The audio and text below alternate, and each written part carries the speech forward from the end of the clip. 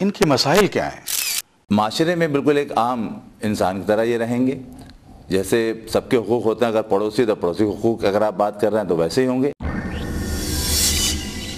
तो करामत बनाए, इनके वजूद से फ़ायदा उठाएं और इनके अंदर एक इज्जत नफ्स पैदा की जाए। और वो तकरीर से नहीं होगी, वो हमारे रवैयों से होगी, और ख़ास तौर पे मर्दाना रवैयों से। मर्दों को ये काम करना पड़ेगा कि वो उनसे बहुत तहजीब से मिले, उनको बराबरी का एहसास दिलाए कि मुझ में और तुम में कोई फ़र्क नहीं है। तुम एक कमज़ोरी का शिकार हो, शायद मेरी कमज़ोरी कोई और है। इनके बेसिकली तो इनके कोई मसाइल नहीं है। ये माशरे के उतने ही कारआमद फ़र्द बन सकते हैं जितने के एक आम आदमी होता है, क्योंकि बेसिक आपके ऑर्गन्स काम करने चाहिए। दैट इज़, आपको दिखना चाहिए, आपको बोलना आना चाहिए, आपको सुनाई देना चाहिए। आप दोनों टांगें आपकी काम करती हैं, दोनों हाथ काम करते हैं। ये माशरे का बेहतरीन एक सर्विस करने के लिए, जॉब करने के लिए, प्रोफेशनल किसी भी एक्टिविटी को अडॉप्ट कर सकते हैं और करते हैं, जो कि जेन्युइन है। जो नॉन जेन्युइन लोग हैं वो लोग मसाइल खड़े करते हैं और वो माशरे के लिए मसला है। उनको रोकने के लिए हमारे पास इंडिपेंडेंट कोई, फिर मैं कहूँगा कि कानून नहीं है। जो पीपीसी के तहत कवानीन है उनके तहत उनको पकड़ा जा सकता है। जिस तरह से ये माशरती बुराइयों में इन्वॉल्व हैं, कानून इसके लिए बाकायदा सज़ा मुकर्रर करता है। सेक्सुअली ये लोग जो बुराइयों में इन्वॉल्व हैं उसमें उम्र कैद तक जो है सज़ा इसमें कानून सजेस्ट करता है। फिर इनके यहाँ कोई ऐसी चीज़ नहीं है कि ये जो न कर सकें।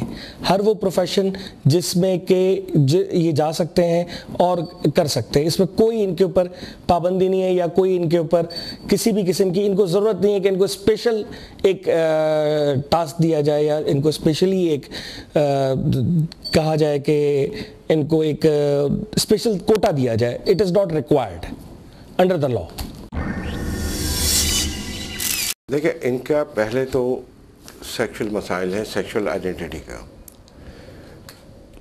इसकी बुनियादी जो पैथोलॉजी होती है कि वो आदमी ये महसूस करता है कि मैं औरत हूँ, मैं मर्द हिजड़ों की बात करूँगा जो क्योंकि वो मेजॉरिटी में होते हैं, तकरीबन 70%, तो उनकी बात करूँगा। उनका बुनियादी मसला ये होता है नफ्सियाती कि वो समझते हैं कि उनकी रूह औरत की है, उनका मिजाज औरत का है, हर चीज़ औरत की है, लेकिन वो एक जिस्मानी, वो मर्दाना जिस्म में क़ैद है।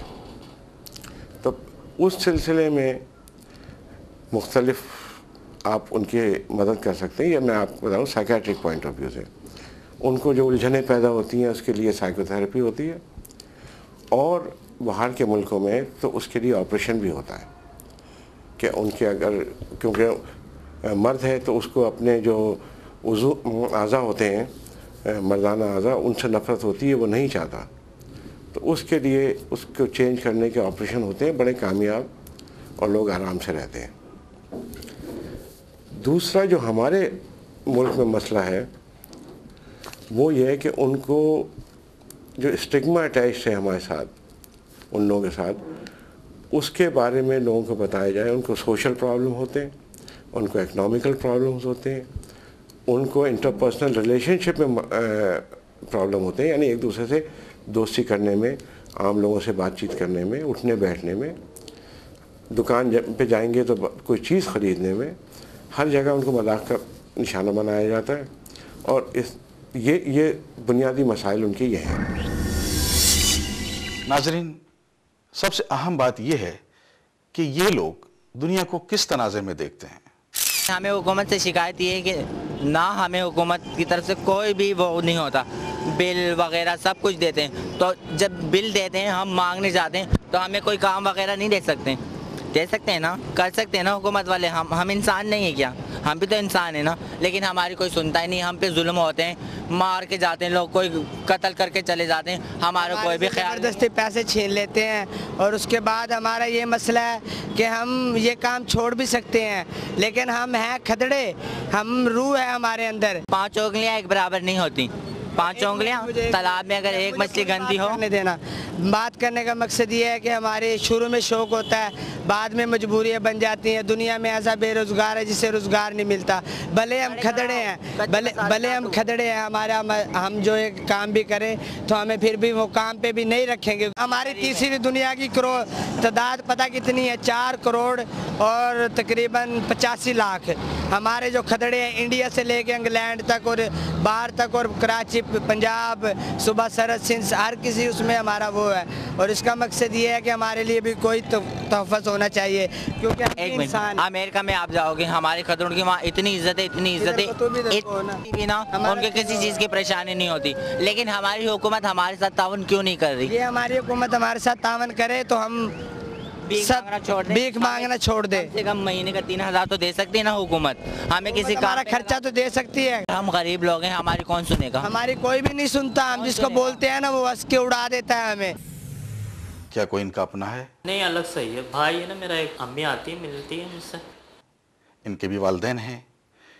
बाप मर गया था, क्या नाम है, मुझे भी देके गए पैसे, मगर मैंने अपनी मम्मी को दे दिए। मैंने कहा मुझे क्या ज़रूरत है, मैंने उनकी खिदमत नहीं करी, मुझे क्या करना है इनके पैसे लेकर। इनको भी कोई पसंद करता है, इनको भी कोई अपना समझता है। खदड़े हैं ये बुरे हैं। नाजरीन, कई ऐसे सवालात जो हमारे जहनों में उभरते हैं, क्या है उनकी जिस्मानी साख्त, क्या है? हिजड़े बेसिकली जो है ये एक जेनेटिक डिफेक्ट है ना, जीन की डिफेक्ट है, क्रोमोसोमल एबनॉर्मलिटीज़ हैं। वो कौन से अवामिल होते हैं जो ऐसे बच्चों की विलादत का बाइस होते हैं? ब्लड ग्रुप एबनॉर्मलिटीज़ में हिजड़ों का कोई ताल्लुक नहीं है। ब्लड ग्रुप एबनॉर्मलिटीज से हिजड़ों का, ब्लड ग्रुप एबनॉर्मलिटीज से एबनॉर्मलिटी का, डिसेबिलिटी का ताल्लुक है।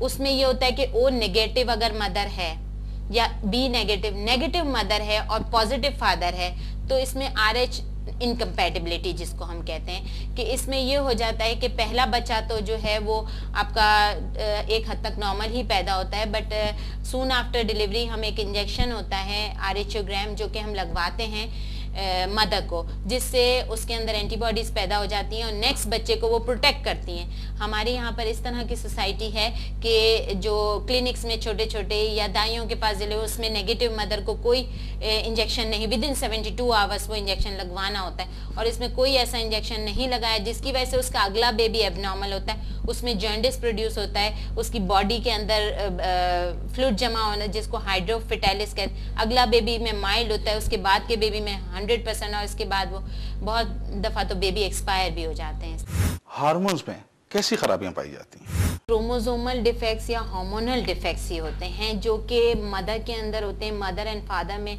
At the time of development कोई इस तरह के क्रोमोसोम्स, एक्स्ट्रा क्रोमोसोम पैदा हो जाएं जिसकी वजह से, जिस तरह से जो है ये जिसमें मेल ऑर्गन्स भी होते हैं और फीमेल ऑर्गन्स भी होते हैं, उसमें एक क्रोमोसोम ज़्यादा हो जाता है, तो ये कि इससे क्रोमोसोमल प्रॉब्लम, तो इस तरह की प्रॉब्लम जेनेटिक होती है, जीन में भी आ सकती है कि इसमें हम 100% at the time of develop 100% कुछ भी नहीं कह सकते कि भाई ये प्रॉब्लम है तो इससे ही जुड़ा डेवलप हो गया। No.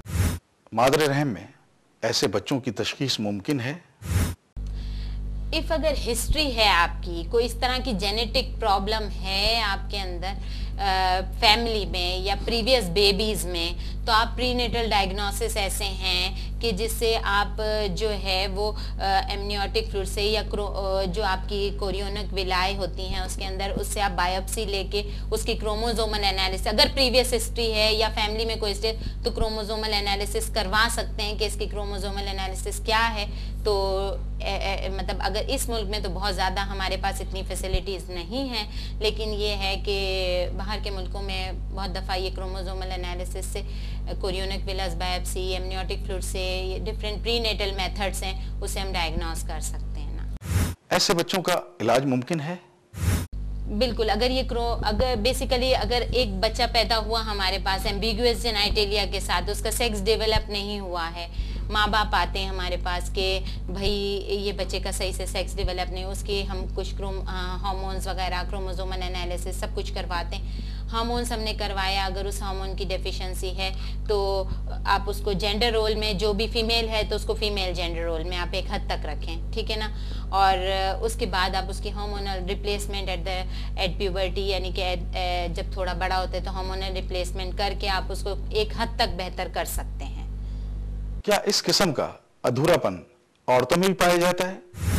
At the time of birth development इस तरह से हुई हुई होती है कि एम्बिगुअस जेनाइटेलिया के साथ आते हैं कि जेनाइटल सही से ना मेल ना फीमेल कोई भी डेवलपमेंट नहीं हुई हुई होती। इस तरह से पेशेंट आते हैं, हम उनके टेस्ट करवाते हैं, उससे पता चलता है।